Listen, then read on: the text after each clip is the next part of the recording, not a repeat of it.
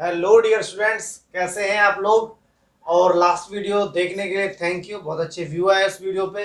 और अगर आप लोगों ने नहीं देखी है तो भाई देखना जरूर, तब ये चैप्टर आपको अच्छे से समझ में आने वाला है। तो आपको एक इम्पोर्टेंट बात बताना चाहूँगा इसमें। अब भाई चैप्टर नंबर 2 हमारा जो फंडामेंटल है, इसमें काफ़ी कुछ थ्योरी कहती है, यानी थ्योरी में इसमें बहुत कुछ ऐसा है जो आपको पेपर में मिलेगा, जरूर कन्फर्म मिलेगा ही मिलेगा। तो आप थ्योरी को इग्नोर नहीं कर सकते। इस साल जितने भी एमसीक्यू में देने वाले हैं, तो मतलब थ्योरी को आपने डीपली स्टडी करना पड़ेगा। एसर्शन और रीजन वाले क्वेश्चन पे आप भाई मतलब परेशान हो जाएंगे बहुत ज़्यादा, अगर आपने चैप्टर को डीपली नहीं पढ़ा है।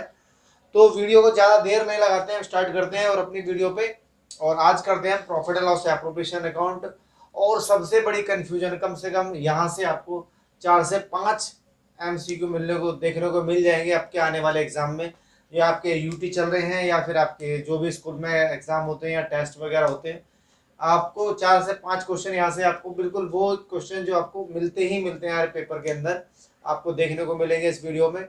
अगर दोस्तों चैनल पर नए हो तो सब्सक्राइब कर लीजिए।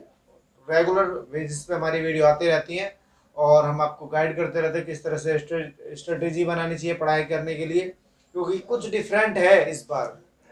बहुत टेंशन हो जाएगी आप लोगों को, इसलिए आप लोगों को ध्यान देना है कि भाई पढ़ाई कैसे करनी है, सबसे मेन चीज़ ये है। क्योंकि अब तक पढ़ते तो आए हो, लेकिन दिक्कत यही है कि इस बार एमसीक्यू आ गया है, वैल्यू बेस्ड आ गया है, केस स्टडी आ गया है। अरे यार सब कुछ इसी साल आ गया है, तो मतलब प्रॉब्लम तो होने वाली है। तो दोस्तों सबसे पहले आज हम आपको बताने वाले हैं यहाँ पे प्रॉफिट एंड लॉस एप्रोप्रिएशन का format. Profit and loss account जो हमने 11th क्लास में पढ़ा था, profit and loss account, trading account, final account पढ़ा था हमने। उसी से आगे की चर्चा करने वाले आज हम। और ये हमारा उससे आगे जो चर्चा होती है हमारी, वो होती है profit and loss appropriation account की। यानी अगर आपको 1 नंबर का क्वेश्चन आने वाला आपका, फटाफट से सबसे पहले आपको क्या पता होना चाहिए कि इसका नेचर क्या है। नेचर कैसे डिसाइड करते हैं, नेचर ऑफ अकाउंट्स क्या है इसका।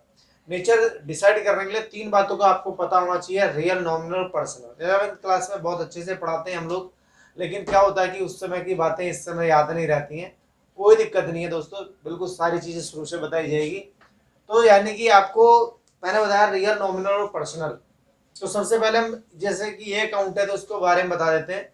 नॉमिनल अकाउंट का मतलब होता है जिन अकाउंट से आपको प्रॉफिट लॉस पता चल जाए।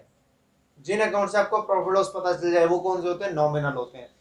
तो इससे क्या पता चलेगा दोस्त, प्रॉफिट और लॉस पता चलेगा। सिंपल से आपको एक अकाउंट नहीं पता चला है, आपको कई सारे अकाउंट पता चल गए। नॉमिनल नॉमिनल अकाउंट है हमारा appropriation account. Profit and loss account कौन सा अकाउंट है, ये भी नॉमिनल है। रिवैल्यूएशन अकाउंट कौन सा अकाउंट है, ये भी नॉमिनल है। मतलब जिनसे आपको प्रॉफिट लॉस पता चल जाए वही नॉमिनल अकाउंट है। बात करते हैं रियल अकाउंट की। रियल अकाउंट कौन से होते हैं, रियल अकाउंट जो हमारे एसेट्स को बिलोंग करते हैं। जो भी अकाउंट हमारे एसेट्स को बिलोंग करते हैं वो सारे के सारे रियल में चले जाते हैं। लेकिन कुछ एक्सेप्शन है उसके अंदर, जैसे बैंक है, पर्सनल अकाउंट में आ जाता है। इससे पहले मैं पर्सनल अकाउंट के बारे में बता दूं, तो नाम से पता चल रहा है पर्सनल, यानी कि किसी व्यक्ति से जुड़ा हुआ है, किसी ऑर्गेनाइजेशन से, किसी कंपनी से जुड़ा हुआ अकाउंट है, तो वो क्या हो जाएगा, पर्सनल हो जाएगा। अब आते हैं अपने रियल पे। रियल में मैंने क्या बोला आपको, यानी जो एसेट्स को बिलोंग कर रहा है वो हमारा रियल है। जैसे मशीन है, फर्नीचर है, बिल्डिंग है, लैंड है, ये सब क्या रियल है।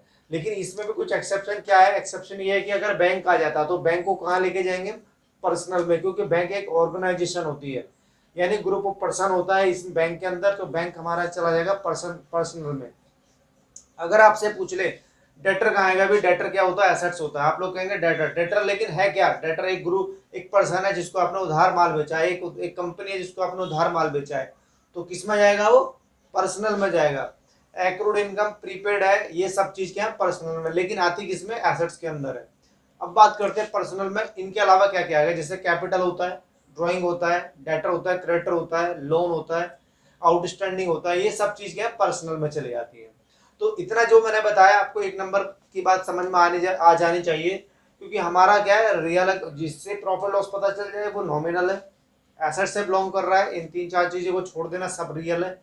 और ये पर्सनल में तो आपको बात समझ में आएगी, क्योंकि वो पर्सनल है। आगे बढ़ते हैं, फॉर्मेट को स्टार्ट करते हैं। और फॉर्मेट को स्टार्ट करने से पहले दोस्त, अगर अभी भी आपने चैनल को सब्सक्राइब नहीं करा तो प्लीज़ चैनल को सब्सक्राइब कर लिए और वीडियो को ज़्यादा से ज़्यादा शेयर करें।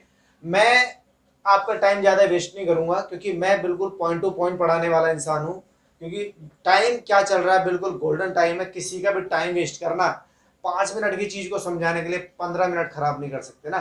तो स्टार्ट करते हैं। सबसे पहले प्रॉफिट एंड लॉस एप्रोप्रिएशन का फॉर्मेट भाई साहब इतना इंपॉर्टेंट होने वाला है, आप ये देखिएगा। अब तक क्या पढ़ाया, किस टीचर ने कैसे पढ़ाया, फर्क नहीं पड़ता था, क्यों? क्योंकि डिस्क्रिप्टिव था। अब एक वर्ड चेंज कर दिया अगर तो एमसीक्यू में गलत ही हो जाएगा।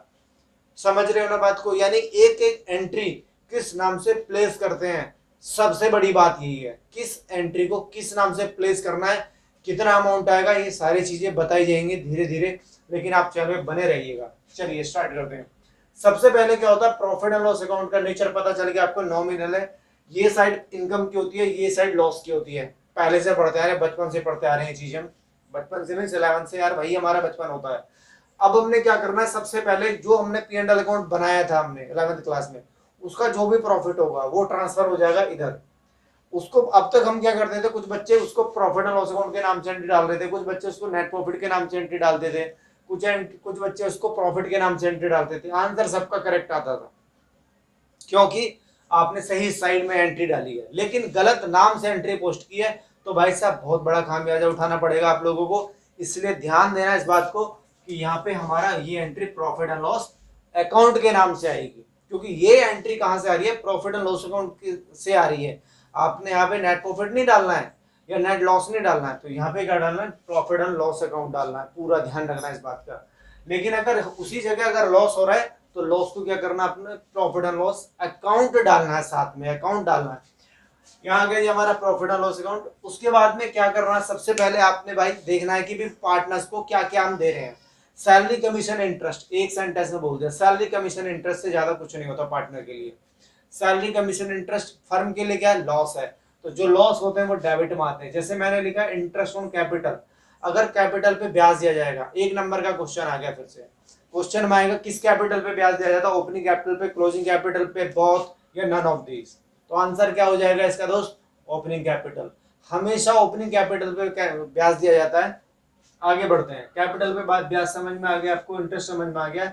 जो भी हमारे पार्टनर उनको हम उनके अमाउंट पे डेप्रिसिएशन इंटरेस्ट लगा देंगे क्वेश्चन के अकॉर्डिंग, वो लग जाएगा हमारे यहाँ पे। उसके बाद में अगर किसी पार्टनर को सैलरी देते हैं तो सैलरी हमारा आ जाएगा, ए को दिया तो ए के नाम से, बी को दिया तो बी के नाम से डाल देंगे हम। सैलरी लिखा है, फिर ब्रैकेट मतलब ये हमने डैश करा है यहाँ पे कि ए को इतना बी को इतना, टोटल करके यहाँ पे डाल देंगे। अगर आपको मंथली सैलरी दी है तो उसको हम ईयरली सैलरी बना लेंगे। अगर 2000 पर मंथ मिलता है ए को तो यहाँ पे 24,000 डालेंगे, ना कि 2000 डालेंगे, याद रखना। सेम बी का कमीशन, कमीशन में क्या होता है, अभी कमीशन जो दिया जाता है वो जिस भी पार्टनर को आप दे रहे हैं, ए को या बी को, राम मोहन सोहन जो भी है पार्टनर, कमीशन लेके उसके नाम डाल देंगे आगे। तो यहाँ पे डाल दिया हमने कमीशन। उसके बाद में हमने क्या करना है, रिजर्व। रिजर्व बहुत इंपॉर्टेंट चीज है भाई, रिजर्व के लिए आपको थोड़ा सा लेट बताऊंगा, इधर का फॉर्मेट समझते हैं। यहाँ पे मैंने लिखा प्रॉफिट एंड लॉस अकाउंट, उसमें से लेस क्या है, MRI. MRI very very important question, यहाँ से 1 नंबर का क्वेश्चन बनता है, यहाँ से हमारा 1 नंबर का बनेगा, स्टार बना दिया इसको, बिल्कुल रट लेना है इसको। और अपने आने वाले एग्जाम्स में जितने भी होंगे तुम्हारे, वहां पे आप देख सकते हैं इस पे बेस्ड क्वेश्चन आया कि नहीं आया, और नहीं आया तो कमेंट करके बताना कि हमारे एग्जाम में इस पे बेस्ड क्वेश्चन नहीं आया। हर किसी के एग्जाम में क्वेश्चन आएगा इस पे बेस्ड, जरूर आएगा, कंफर्म आएगा, यस। सबसे पहले क्या होता है यहाँ पे, देखो जितना भी हमारा profit and loss appropriation account होता है ना, उसके अंदर एलोकेशन ऑफ प्रॉफिट होता है, एलोकेशन ऑफ प्रॉफिट होता है, यानी एप्रोप्रिएशन ऑफ प्रॉफिट होता है। यानी कि यहाँ पे चार्जेबल आइटम नहीं आते हैं, यहाँ पे डिवीजन ऑफ प्रॉफिट होता है, यानी प्रॉफिट को डिस्ट्रीब्यूट कर रहे हैं एक तरह से, ठीक है ना कि हम उसमें चार्जेबल डालें। चार्जेबल किस में आएगा, प्रॉफिट एंड लॉस अकाउंट में। चार्जेबल का मतलब समझ लो यहाँ पे क्या होता है, एप्रोप्रिएशन का मतलब समझ में आ गया, यानी प्रॉफिट को डिवाइड किया जा रहा है कि थोड़ा सा यहाँ से, थोड़ा सा यहाँ, थोड़ा सा यहाँ। लेकिन जब चार्ज की बात आए, चार्ज का मतलब कहाँ होता है, चार्ज होता है जी हमारा P&L अकाउंट में, और एप्रोप्रिएशन कहाँ होता है, एलोकेशन कहाँ होता है, डिवीजन कहाँ होता है प्रॉफिट का, एप्रोप्रिएशन अकाउंट के अंदर। ओके, तो यहाँ पे क्या है, यहाँ पे सीन क्या है कि भाई अगर आपको चाहे प्रॉफिट हो चाहे आपको लॉस हो, आपको मतलब वो एंट्री करनी ही करनी है। इसमें मतलब इसमें कोई वो नहीं है, यहाँ पे आपको चार्ज करना ही पड़ेगा उस एंट्री को। लेकिन यहाँ ये क्या है, एप्रोप्रिएशन है, यहाँ पे लिखा हुआ है एप्रोप्रिएशन, मैं इसको नया वर्ड दे दूं, डिवीजन ऑफ प्रॉफिट है, डिवीजन ऑफ प्रॉफिट। यहाँ पर क्या होता है भाई, यहाँ पे हमारी पार्टनर से रिलेटेड एंट्री आती है। जो भी पार्टनर से रिलेटेड एंट्री होते हैं, जो चार्जेबल होती है, जो एलोकेशन ऑफ प्रॉफिट की एंट्री होती है, वो हमारे यहाँ पे आती है। और जितनी भी चार्जेबल एंट्री होती है वो यहाँ पे आती है। जैसे यहाँ पे लिखा मैनेजर कमीशन, यहाँ पे आएगा आपका सबसे पहले मैनेजर कमीशन। और यहाँ पे मैनेजर कमीशन आप याद करिए 11th क्लास में आपने पी एंड एल अकाउंट में डेबिट किया था। इसको हमने दो तरीके से निकाला था, एक बिफोर चार्जिंग कमीशन, एक after charging commission. Before charging commission आएगा यार टॉपिक, तब बताऊंगा इसको। आगे बढ़ते हैं। यहाँ पे रेंट, यहाँ पे आर मीन्स होगा रेंट टू ए पार्टनर। अगर किसी भी पार्टनर को रेंट पेबल है तो वो हमारा चार्जेबल आइटम है, आपको रेंट देना ही देना है, यानी वो पी एंड एल अकाउंट की एंट्री है। I for interest on loan, interest on loan.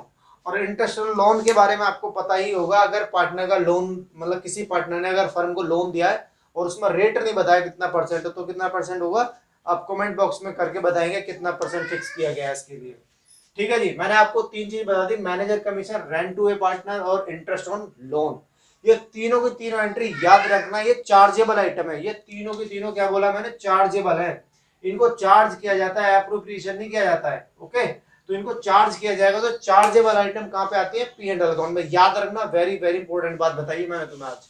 उसके बाद आगे बढ़ते हैं, इंटरेस्ट ऑन ड्रॉइंग। अगर पार्टनर पैसा निकालता है बिजनेस से तो उसको ब्याज देना पड़ता है, किसको, फर्म को। फर्म मीन्स बिजनेस को, यानी कि उसको फायदा हो जाएगा। तो यहाँ पर डाल देंगे इंटरेस्ट ऑन ड्रॉइंग, ए के नाम से, बी के नाम से। टोटल आ जाएगा हमारा इधर। आगे बढ़ते हैं। मैंने आपको इधर बताया कि भी इंटरेस्ट मिलेगा, सैलरी मिलेगा, कमीशन तो डेबिट डाल देना, इधर प्रॉफिट। अच्छा, कभी कभी क्या होता है क्वेश्चन में डायरेक्ट प्रॉफिट दे देगा, बोल देगा profit earn during the year. Very important बात बता रहा हूं, नोट कर लेना। प्रॉफिट अर्न, प्रॉफिट अर्न, देखिए बहुत डिफरेंस है दोस्त, EARNED। और एक क्वेश्चन में देगा नेट प्रॉफिट। दोनों में जमीन आसमान का अंतर है, जमीन आसमान का अंतर है इसमें। अगर मान लो यहाँ पे आपको दे दे पार्टनर ए, इसका लोन दिया इसने 60,000, और बस लोन दिया इसने 60,000 का, तो अब आपसे क्या करना है, इसमें क्या करोगे। और हमसे पूछे ए और बी पार्टनर है, तो ए और बी का हमसे शेयर पूछ लेगा क्वेश्चन में, तो कैसे निकालेंगे।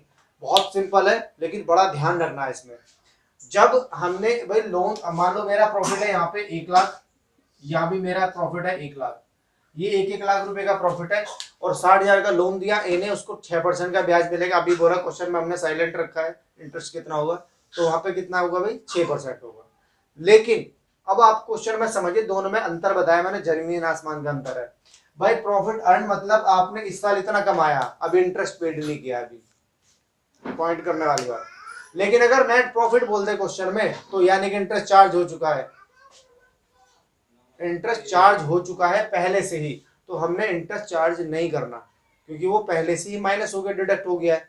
अगर नेट प्रॉफिट देगा तो भाई साहब पहले से ही चार्ज है, आप 1 लाख में से 50-50 हजार दे दोगे उसको। लेकिन अगर मैंने बोला profit earn during the year, मतलब अभी इंटरेस्ट उसमें से माइनस नहीं हुआ है, तो यहाँ पे मैं पी एंड एल अकाउंट डालूंगा या अलग से separate P and L account open करूंगा। लेकिन अब ओपन करने की जरूरत नहीं है, क्योंकि अब आपको एमसीक्यू में डालना है। तो एमसीक्यू में आपने अपनी हेल्प के लिए कैसे भी कर सकते हैं, डायरेक्ट माइनस करके करो या किसी भी तरह से करो, या फॉर्मेट बनाओ या मत बनाओ, डायरेक्ट करो, कोई फर्क नहीं पड़ता, आपको तो आंसर करेक्ट चाहिए। तो मैं आपको सजेस्ट करूंगा कभी भी पी एंड एल अकाउंट अलग से ओपन मत करिए, इनको तीनों आइटम को यहाँ से डायरेक्ट माइनस करिए। मैंने बोला अगर आपको 10%, अगर ए का शेयर पूछ रहा है तो 50,000 सीधा, इंटरेस्ट ऑलरेडी माइनस है इसमें से। लेकिन अगर प्रॉफिट अर्न पूछ रहा है तो पहले हम क्या करेंगे, 60,000 का कितना निकालेंगे हम, 6% निकालेंगे, 3600 रुपए आएगा। 3600 रुपए फिर 1 लाख में से घटेगा, जो बचेगा उसको इक्वल कर दो, फिर ए का आ जाएगा, बी का आ जाएगा। पॉइंट कर लेना, नोट कर लेना इस बात को। अगर नेट प्रॉफिट दे रहा है क्वेश्चन में, तो भाई साहब इंटरेस्ट, सैलरी, कमी, मतलब ये सारी चीजें माइनस है पहले से ही। लेकिन अगर profit earn during the year देगा, तो वहां पे हम क्या करेंगे, वहां आपने इंटरेस्ट को माइनस करना पड़ेगा, मैनेजर कमीशन माइनस करना पड़ेगा, रेंट माइनस करना पड़ेगा। नोट कर लेना, ये छोटी छोटी बातें ही एमसीक्यू में आएंगी, देख लेना देख लेना देख लेना।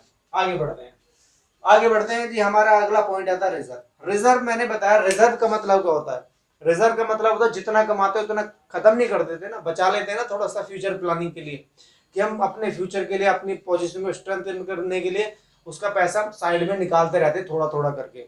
अब क्या होता है, जैसे मान लो ये दो तरीके से बनता है भाई साहब, ये बनता है एक तो नेट प्रॉफिट का, और एक बनता है डिविजिबल प्रॉफिट का। ओके, तो नेट प्रॉफिट का मतलब समझ लो, नेट प्रॉफिट मतलब ये वाला नेट प्रॉफिट। तो नेट प्रॉफिट हो गया हमारा ये, यहाँ पे जो अमाउंट आएगा वो नेट प्रॉफिट है, ये जो अमाउंट है वही नेट प्रॉफिट है, याद रखना। अगर आपको दे रखा तो ये नेट प्रॉफिट नहीं है, सही है ना, ये नेट प्रॉफिट नहीं है, नेट होता है इनको माइनस करके। जरूरी नहीं है ये तीनों आइटम क्वेश्चन में हो, आपको डायरेक्ट ही नेट प्रॉफिट भी दे सकता है, ये जरूरी नहीं है हर क्वेश्चन में हो। ये वाला बड़ा खतरनाक है, इंटरेस्ट ऑन लोन, इसको ध्यान रखना है, बाकी तो बहुत कमी से मिलेगा आपको।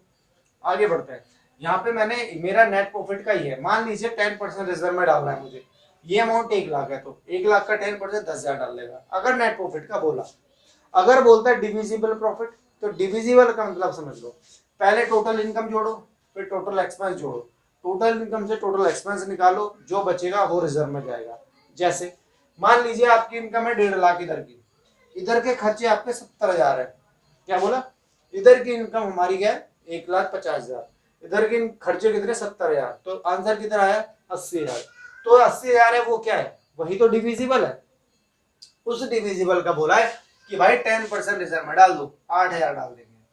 और यहाँ पे कितना डाला था मेरे एग्जांपल के अकॉर्डिंग 10,000 रुपए। तो अब मेरे पास अगर मैं इस केस में बांटूंगा प्रॉफिट तो कितना बटेगा, 80 था ना, यहाँ पे 1 लाख था, अच्छा 1 लाख का तो छोड़ो, इसको समझो, क्योंकि 1 लाख का तो हमारा अभी तो खर्चे माइनस करेंगे, पता नहीं कितने हुए होंगे। लेकिन डिविजिबल में क्या था, हमने डिविजिबल पर का 10% रिजर्व में डाला है, तो हमारा आंसर आया था 80, 80 में से 8,000 चला गया इनको, तो इनको कितना बटेगा 72,000। अगर क्वेश्चन में रेशो नहीं दिया तो इक्वल बटता है, ये सबको पता होगा। पार्टनरशिप बहुत आगे तक पढ़ ली होगी आप लोगों ने, क्योंकि बहुत टाइम हमारा निकल गया ऑनलाइन क्लास में, अब ऑफलाइन क्लास चल रही है। तो ये दोस्तों हमारा हो गया है एप्रोप्रिएशन अकाउंट का फॉर्मेट। अब मैं अगर आपको समझाऊंगा, अब नहीं समझा रहा क्योंकि वीडियो ज्यादा बड़ा हो जाएगा और आप लोगों को ज्यादा वीडियो देखना, ज्यादा बड़ी वीडियो पसंद नहीं है। तो नेक्स्ट क्लास में मैं आपको बताऊंगा in the absence of partnership deed कौन कौन से रूल फॉलो होते हैं। वहां से भी एक क्वेश्चन कन्फर्म है, असर्टेन में मिलेगा या फिर डायरेक्ट एमसीक्यू में मिलेगा, बहुत इंपॉर्टेंट टॉपिक है वो भी, वहां भी बहुत मतलब प्रॉब्लम आती है बच्चे को। तो दोस्तों ये हमारा हो गया आज का हमारा profit and loss appropriation account. अब इसके बाद क्या करना है, इस अकाउंट को बंद कर लो, इधर का ज्यादा है इधर का कम है तो प्रॉफिट बढ़ गया पार्टनर में, इधर का ज्यादा है इधर का कम है, मींस खर्चे ज्यादा है इनकम कम है, तो आपका लॉस हो गया, लॉस पार्टनर से बांट देंगे, दैट्स इट। ये हमारा क्या है profit and loss appropriation account का फॉर्मेट। अगर ये फॉर्मेट आपको समझ में आ गया है बढ़िया तरीके से तो कमेंट सेक्शन में जरूर बताना है आपको समझ में आया या नहीं आया, और आप कौन सी वीडियो देखना चाहते हैं, किस चैप्टर में से देखना चाहते हैं, टर्म 1 के बता सकते हैं मुझे, फिर उस पर हम धीरे धीरे वीडियो बनाना शुरू कर देंगे। बाकी हम टॉपिक वाइज चैप्टर वाइज जैसे कि बताया हुआ है कि हम बिल्कुल लेके चलेंगे आपका, और थोड़ा स्पीड बढ़ाएंगे डेली के डेली, शायद 1 या 2 वीडियो तो कन्फर्म है। तो करते हैं अपना इसको एंड आज। तो नेक्स्ट क्लास में हम पढ़ेंगे क्या, अच्छा मैंने ये आपको बता दिया P&L में क्या था, चार्जेबल आइटम, याद रखना इसको, भूलना मत कभी भी। और इसके अंदर क्या था डिवीजन ऑफ प्रॉफिट यानी एलोकेशन ऑफ प्रॉफिट या एप्रोप्रिएशन ऑफ प्रॉफिट, यानी इसके अंदर चार्जेबल आइटम नहीं है। चार्जेबल आइटम कौन सी है, ये तीनों चार्जेबल आइटम है यार, बहुत इंपॉर्टेंट टॉपिक चीज है ये, मतलब समझ लेना कि जबरदस्त वाली बात है, आपको पता होना चाहिए कि चार्जेबल कौन सी है। मिलते हैं फिर अपनी नेक्स्ट वीडियो में।